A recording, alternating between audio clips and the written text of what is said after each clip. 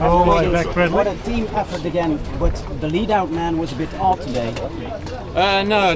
I mean, it was in the last kilometre and it was slightly downhill, so it was it's probably the safest place to be with such a strange running with a lot of wind.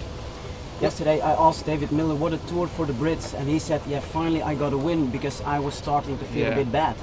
Yeah, it's been fantastic, and 4 of our Olympic team have won a stage in the Tour this year, so it's fantastic for us. Bradley, tell us about that attack up the hill, obviously, and what was going through your mind then at that stage?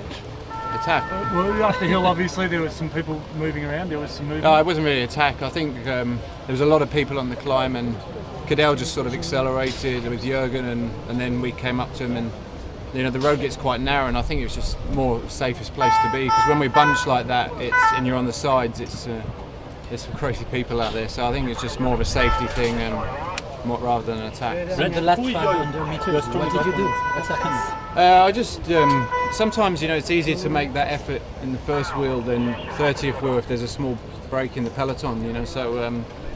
It's the safe, the Tour every day, the run-ins on sprint stages like that get more and more important, that you don't take a small split in, you only have to win the Tour by 1 second or lose it by 1 second. So and we had Ed Vald as well, who wanted to go for the sprint, so yeah.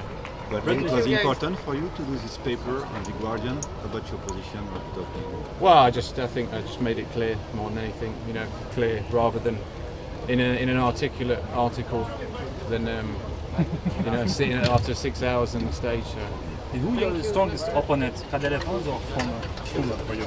Who's the strongest? I think Nibali probably. He's shown that he's getting better every day, really. So he was.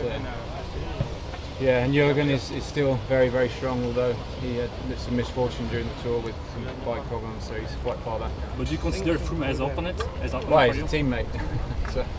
Brad, was leading out Ed Vald something you wanted to do?